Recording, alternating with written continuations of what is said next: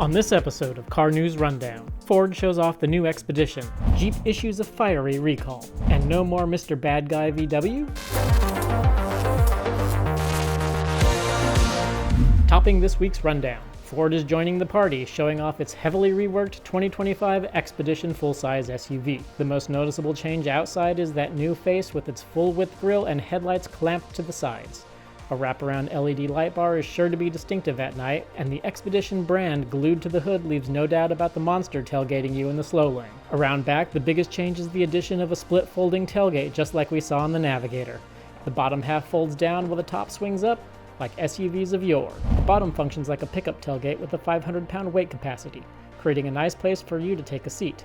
The key fob in your pocket, Ford says the tailgate will open on approach. The biggest visual changes come inside as the whole dashboard is redesigned with a swooping upper element and rounded tube-like structure across the front. The oval steering wheel with its lack of dedicated buttons looks retro-futuristic. Up top there's a 24-inch digital display for your speedo and instrumentation. A 13.2-inch center touchscreen integrates Google Play, Alexa, and Google Maps, as well as wireless CarPlay and Android Auto. New for 2025 is the range-topping Tremor off-road trim.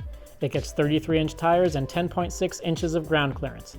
If that's not enough, there's front skid plates and protection for the front axle, transfer case, and fuel tank. There's more lights in the grille, as well as off-road modes that help you if you actually want to rock crawl with this beast. And if you don't want to drive at all, Ford's semi-autonomous Blue Cruise will be installed and ready to activate on nearly 90% of Expeditions sold. Power comes from a standard 3.5-liter EcoBoost V6 with 400 horsepower and 480 pound-feet of torque.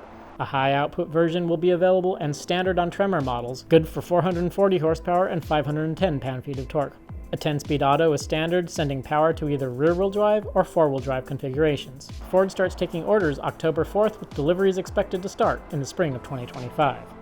If you drive a 4xe version of the Jeep Grand Cherokee or Wrangler, you might want to park it outside, away from the house, or anything flammable at all. In fact, that's what Stellantis is telling drivers to do if you own a model year 2022 through 2024 4xe. The company is recalling just over 154,000 Wrangler and Grand Cherokee 4xe's for a battery pack that could fail internally and cause a fire. The company is aware of 13 reports related to the failure as of September 13th and 2 injuries. Stellantis is working with supplier Samsung SDI to identify the cause of the fires and come up with a fix. In the meantime, they also suggest owners not charge their trucks. A bill passed by the California State Legislature to require speeding alerts in cars has been vetoed by Governor Gavin Newsom. The law would have required new cars to emit a single brief audio and visual warning when a car goes 10 miles per hour over the speed limit. That would mean the state would have to compile a list of speed limits on all roads and for car makers to use GPS to compare a car's speed against that list of speed limits. Newsom said he vetoed the bill because it would create a patchwork of regulations that would conflict with rules in other states nationwide. The company behind Dieselgate says it wants to be the nice guys. Why be aggressive, asks VW's head of design in an interview with Top Gear. He says drivers don't necessarily want aggressive design, but they want to look good while being happy and optimistic. For those who haven't been a fan of budget Volkswagen interiors of late, VW is saying they're trying to kick out cheap materials in favor of better fabrics and improving quality. Not a bad goal, but with their budget struggles lately, can they resist cost cutting? This is Car News Rundown, your new source for automotive news, debuts, and analysis. Like and subscribe to get our latest updates. Thanks for watching.